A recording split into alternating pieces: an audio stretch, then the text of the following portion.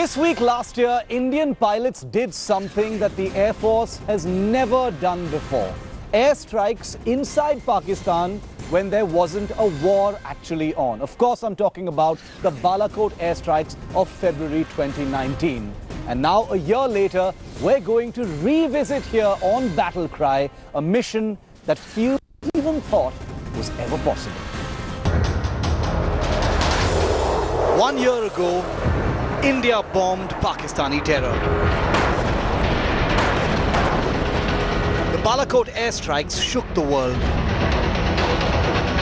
But what if India needs to strike again?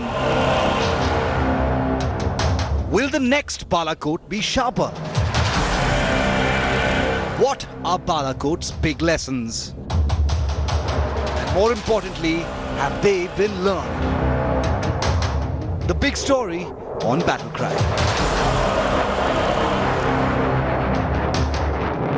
And here on Battle Cry, we're revisiting that amazing mission in Balakot. With me, Gaurav Sawant and Sandeep Unithan, who are here with me on the show. Over the next 20 minutes, we're going to discuss threadbare and also ask the questions that haven't been asked. But first, in the last 1 year, what has possibly changed? Of course, this was an excellent mission. It was picture perfect in every way. But were there lessons? And more importantly, are there lessons that the Indian Air Force has now implemented should it need to strike inside Pakistan once again?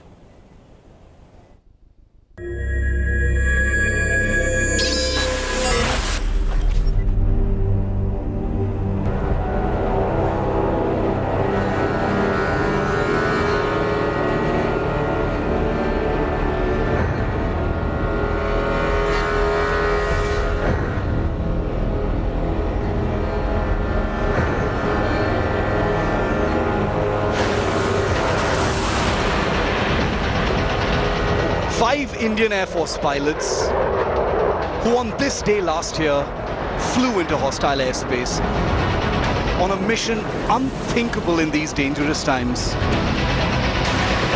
In their Mirage 2000 jets, they spent only a few minutes in hostile airspace launching their precision weapons that would glide into Pakistan and smash down into a terror facility on a hilltop outside Balakot city.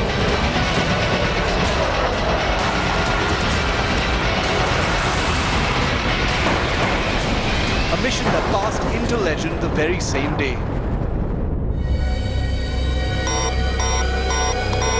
Before sparking a deadly air battle the following morning,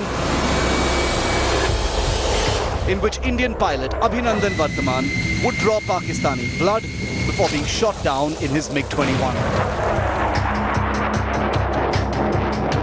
The Balakot airstrikes were a big success, but there were tangible lessons learned.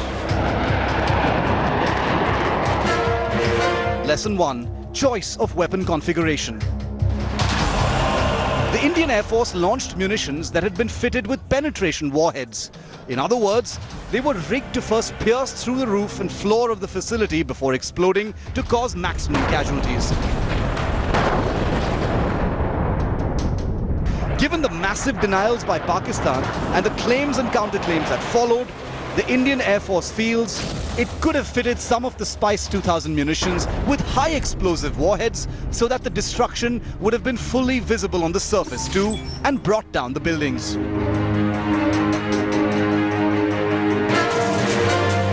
Lesson 2. Choice of weapon itself. The Spice 2000 precision-guided munition used by the Air Force to bomb Balakot's Jabba Top didn't have a video feed that could have provided even more visual proof of the accuracy of the strike. Experts have wondered whether, under better weather conditions, the Air Force could have deployed the Israeli-made Crystal Maze munitions, which would have provided a live video feed of the full flight path till the target. Lesson 3. Jam-proof radio crucial. Abhinandan's daring pursuit of marauding Pakistan Air Force fighters the next morning and his successful kill won him a Veer Chakra. But the engagement was extremely dangerous, with electronic warfare ensuring that he was flying in radio silence. His radio fully jammed during the last few minutes. One of the priority lessons for the Air Force has been a decision to fit jam-proof and snooping-proof software-defined radios in all fighters in a phased manner. Unlike conventional radio, SDR involves frequency hopping, keeping communication channels secure and always open with ground control. So we've been working towards enhancing our weapons capability, enhancing our sensors capability, enhancing our networking and ability for secure communication. Lesson 4, data links. The secretive world of data links, the encrypted channels through which Air Force aircraft and sensors share operational data, has also been given a relook to ensure that pilots in the air and planners on the ground have the fastest and most useful information when they need it most. Since the Balakot Airstrikes and the air skirmish, the following day, the Air Force leadership has changed, with pressure now on the Chief of Air Staff to ensure all lessons are learned quickly for a much sharper airstrike should it ever be necessary again.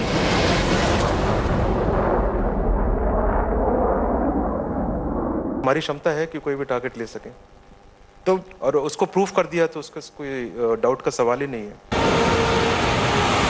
The Indian Air Force executed Balakot with assets on hand, but in just weeks from now, its air arsenal stands to change dramatically. If the Air Force efforts happen on time, the next Balakot will have far fewer lessons. Bureau Report, India Today. Sandeep, I want to ask you this first. This was an excellently executed mission, planned to the last T, no loss of aircraft during the Balakot airstrikes. There was a loss of aircraft the next day, but there were hard lessons, weren't there? And the Indian Air Force has acknowledged these lessons, both in terms of equipment and in terms of other things as well. Yes, absolutely, Shiv. In fact, the biggest learning from this exercise is the fact that the strategic message has gone out to Pakistan that this low-cost option of terrorism does not work anymore. Yes. The government has signaled its resolve to strike at terror wherever it may be. Now, the tactical lessons from this, of course, as you just mentioned, that whole list of items that the Air Force is looking for, whether it's software-defined radios, the fact that we need bomb damage assessment. As soon as the bomb goes and hits the target, you need to have videos. Yes. In this era of social media and communications, that is absolutely important. And we saw what a propaganda war it became. Absolutely. Yeah. And that is a force multiplier, if you ask me. Bomb damage assessment is something that the Air Force is looking at very seriously. You know, hindsight is always 20/20, Gaurav. You know, and even accommodating hindsight, this was a picture-perfect mission in many ways. I mean, one can't imagine Indian fighters flying in hostile, well-defended airspace where there are, where there are surface-to-air weaponry, there are radars, etc. But even having said that, the Indian Air Force has done a very decent amount of introspection, hasn't it? To ensure that should it be called upon to do something like this in the future, it is far better prepared. Oh, absolutely, Shiv. The aim is to stay one step ahead of the enemy, and that's exactly what Air Force did. You're absolutely right. It's a picture-perfect operation. Indian Air Force aircraft went inside, and not just inside Pakistan-occupied Kashmir, but into Khyber Pakhtunkhwa and bombed the biggest training center of the Jaish-e-Mohammed. So that's a big signal. As the chief also said, "Ghar mein ghus ke marenge." That's the message. That message has been sent out. But for the doubting Thomases, you do need a camera which can get that damage assessment and bring it back. Then day 2, what you need is bigger aircraft, not your MiG-21s as interceptors, but you do need your Rafales as multi-role aircraft, and you need beyond visual range missiles. So you don't need to chase the enemy aircraft across the line of control. With the BVRs, you can take the enemy aircraft out maybe 100 kilometers in his own territory. Yes. When he knows you have that weapon, he will not come anywhere close to you. Absolutely, you know, and likewise showing our viewers this week on Battle Cry in the graphics that we have on the show today, even the smallest little changes, Sandeep, could have possibly made a difference. And the Indian Air Force leadership has been very sincere in actually coming out with those admissions and saying it was a great mission, but maybe we could have done some, done a few things differently. For instance, possibly the use of the crystal maze instead of the Spice 2000, possibly the use of high explosive warheads instead of the penetration warheads. So those are, those are very key acknowledgements that the Air Force leadership has made. Absolutely, Shiv. In fact, today the Air Chief made some very significant admissions where he said that, look, we had a BVR edge over Pakistan after the Kargil war, Yes. during the Kargil war. We let that edge wither away. So in the last couple of years, there's been, this gradual wearing away of that combat edge that we had with Yes. BVR missiles. So now there are many little things that you mentioned. The fact that we don't have software-defined radios, those kind of things, bomb damage assessment. Now, this is something that the Air Force is looking at very seriously. The realization, I believe, in Air Headquarters is that they have focused on the man behind the machine for very long, Yes. but it's time to get some really lethal, cutting-edge machines that the enemy doesn't have, and as Gaurav pointed out, to Yes. stay a step ahead of the enemy. If this happens again, Gaurav, and we saw for how many months the claims and counterclaims war went, even on just the Balakot airstrikes, there were satellite pictures that were, that were put out by some vested interest to try and, try and show that nothing had ever happened when it was the opposite that was true. The next time this happens, are we in a position to be equipped to completely preclude that kind of counterclaim war? Oh, that's the effort, Shiv. So, so bomb damage assessment, that's the point that Sandeep brought Yes. out. That's point one. Point two, what government is very clear is they don't want to win the propaganda war. They want to win the actual war, which they did. They sent out a very strong message to Pakistan, and Pakistan knows that. It may not admit it to the world. Their pilots know that they were beaten fair and square. Right. They could not enter Indian territory. They lobbed a few shells, in Indian territory. It didn't hit the target. India went and hit a target in Pakistan. Pakistan Air Force knows that. That's point one. Point Yes. two, next war, perhaps, the dimensions will be very, very different. And when you have your Rafales, when you have your beyond visual range missiles, Like the Meteor, yeah. like the Meteors, the enemy will think twice before doing something, because they know that terror is no longer a zero cost or a low cost option for them. Yes. There are other ramifications for the enemy. Now they know that India is unpredictable. Yes. Post 2011, they thought, okay, India will talk, and then India will threaten to take action So a at a line place has and been time drawn. of their choosing. Yeah. But now that line has been drawn. Next time it could be from sea. Yes. Next time it could be elsewhere. So the enemy will also think twice. That's a very important point. It doesn't need to be an airstrike the next time. It could be from the sea, it could be from land. There are a variety of options available with India, and that's one of the things about having a professional military service. But it's important to learn lessons and be prepared for the future. And I'm glad you talked about some of that equipment, Gaurav, because in our next report, we paint a picture of what Balakot 2.0 could possibly look like. Let's just assume all of the other variables are the same. It's a target in Khyber Pakhtunkhwa in Pakistan. It's supposed to be an airstrike, and the Indian Air Force is ordered to do it maybe sometime at the end of this year. We hope it doesn't need to happen, but what if it does? Here's perhaps what it would look like.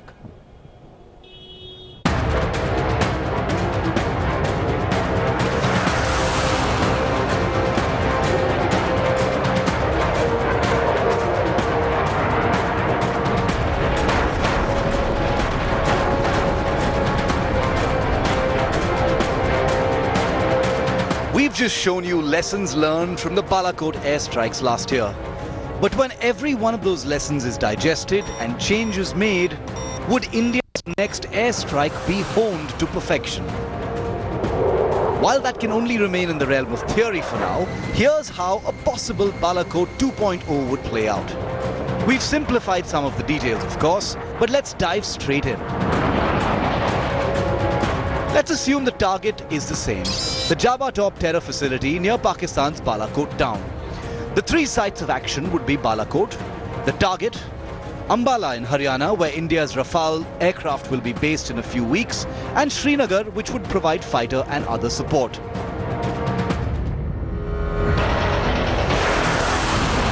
Indian Air Force Rafales would take off from Ambala. Some of the Rafales would be equipped with Scalp cruise missiles and some with Meteor long-range air-to-air missiles.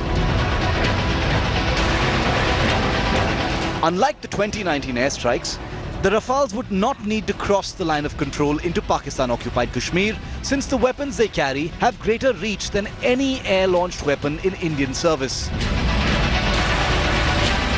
Flying from within Indian airspace, the Rafales would launch scalp missiles with pre-programmed coordinates that would guide these low observable weapons over terrain to smash into Java top.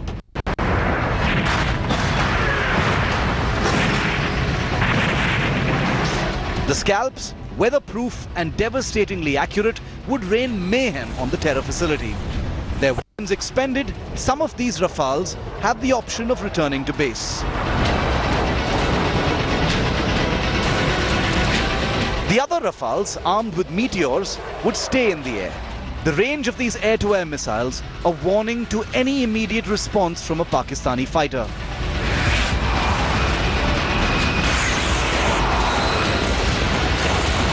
The next day, the picture would be very different. Rafale की कमी आज देश ने महसूस की है। आज हिंदुस्तान एक स्वर में कह रहा है कि अगर हमारे पास आज राफेल होता तो शायद इससे भी नतीजा कुछ और होता। The question is, would Wing Commander Abhinandan even need to be launched that day? With Meteor-armed Rafales on combat air patrol over J&K, Pakistani fighters would think twice before getting airborne, since the Meteor missiles would outrange and outmatch AMRAAMs on Pakistani F-16s.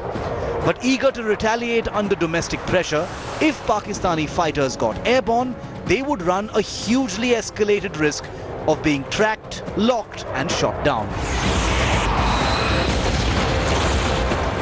And advanced avionics, communications and electronic warfare on the Rafales would ensure the Indian Air Force is able to dominate the airwaves. While possibly jamming enemy fighters, Pakistani fighters could potentially be sitting ducks. The Air Force has concentrated to look at some of the advanced weapon systems, and we have inducted some new weapons. We have looked at some sensors, we have looked at some indigenous missiles that we have expedited, and we have finished the trial period of the BrahMos and already inducted the squadron of BrahMos. The truth is, this is only a very simple scenario. Ultimately, weapons can only be as good as the way they're deployed, when and how. The human war fighters will be doing the job. Bureau Report, India Today. Sandeep, it's always the human behind the machine that matters, no matter what the equipment. Abhinandan demonstrated that with a MiG-21 Bison in that, in that dogfight. But isn't it also true, like you just said, since Kargil, we lost the edge as far as air-to-air missiles is concerned.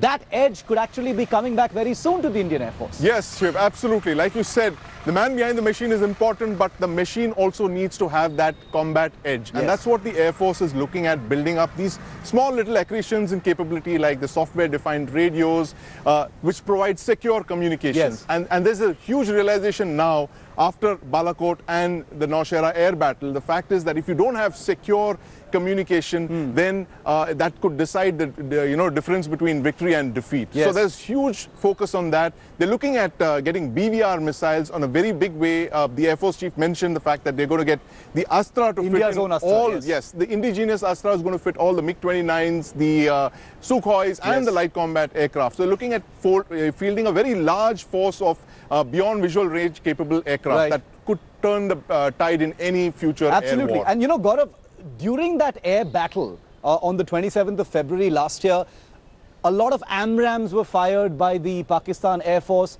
The Indian Air Force, spent a lot of time trying to dodge those missiles, and therefore it became a bit of an unequal fight, even though we saw what finally happened. With missiles like the Meteor and the Astra in service, would those Pakistani fighters even dare to get into the air? I mean, theoretically speaking, they'd be able to be tracked as soon as they were airborne. So, Shiv, the Pakistanis the next day came with a big package, and it was an ambush package. They had some 30-odd aircraft in different areas that came in together.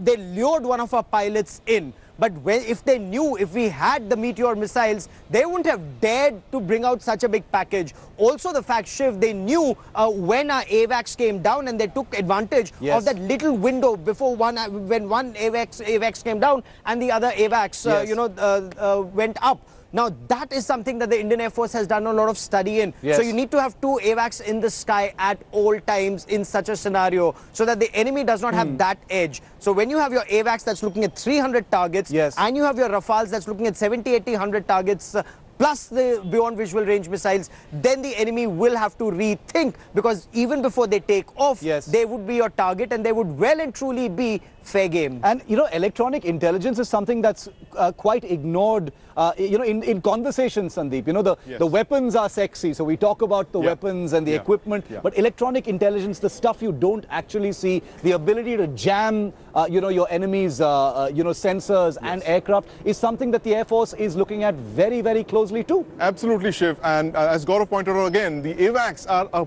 absolute requirement for the Indian Air Force today. 5 is not a number the Air Force, an Air Force of the size of the Indian Air Force, it can be sufficient, you know, can suffice to meet their requirements. So they're looking at many more number of AWACS, up to 10 AWACS in the next couple of years. You're talking of the Falcon from the Israelis, you're looking at your indigenous Netra, and of course the DRDO's own AWACS. So you're looking at a very large, potent AWACS fleet over the next few years, and mainly because of the lessons that have been learned from Balakot. Because, you know, again, the man behind the machine is important, but the machine is equally important, if not more. Absolutely. So the machines are being taken care of. The training requirements are also very important, Gaurav. But a line has been drawn in the sand. Oh, it has been. But Shiv, if I may. Yes. When there is a Balakot-like situation, or when terrorists attack your country, they're not attacking your air force or your army or your security forces. They're attacking your country. Correct. So we need to learn to respond as a people, as a country. And politics on weapons acquisition really needs to stop. Absolutely. Our country has suffered very extensively in Bofors. It almost suffered very extensively in Rafale, and God forbid, this is something where the government, the opposition, they need to come together, because they need to think as Indians first and not as politicians first. And we hope the Indian Air Force, our air warriors, our soldiers, sailors and officers always get the equipment they need to execute the very, very difficult missions. Balakot was an example of just what high-risk missions are entrusted to our militaries, even in peacetime. Gaurav and Sandeep, thanks so much. Always a pleasure, gentlemen. That's it on Battle Cry. Thank you so much for watching. We'll have another episode for you same time next week. We're leaving you with these images of the Indian Air Force Chief strapping into a MiG-21 at the Srinagar Air Base, paying tribute to the heroes of the Balakot Airstrike and the air battle the next morning. Thanks for watching. See you next week.